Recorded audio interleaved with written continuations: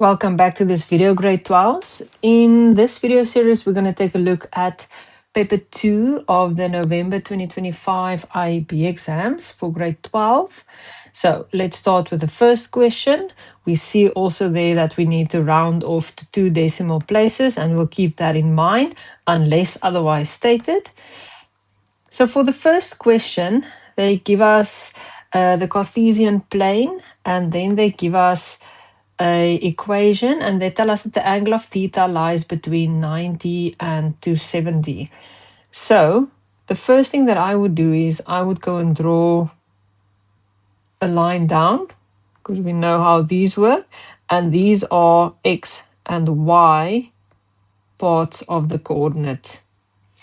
Then I'll also take this equation and I'll just get sin alone for when I need it. So I'm going to keep the 17 sin on this side first and take the 15 over, and then I'll divide the 17 away on the other side.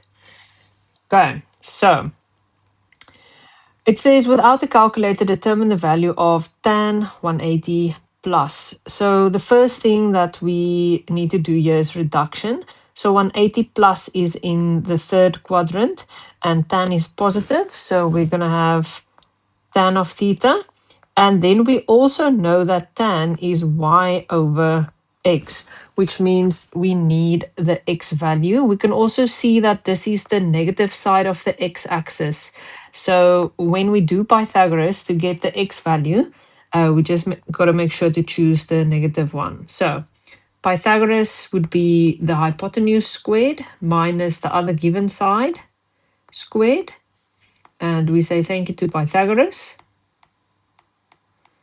And once we do this on the calculator, then we will get either a plus or a minus 8. And in this case, it is negative 8. So when we now read off tan, it would be 15 over negative 8.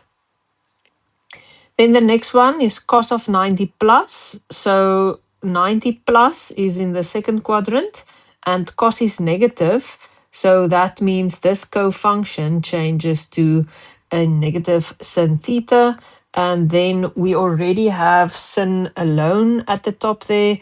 So we can just substitute the 15 over 17 into the place of sin. And then it says now use a calculator to solve for theta. So when we do, when we can make use of a calculator, we're going to just say that sin theta equals 15 over 17. This is the given information that I'll use. And then I'll do second function sin on the other side to get rid of the sin. And once we type this into the calculator, we are going to get 61.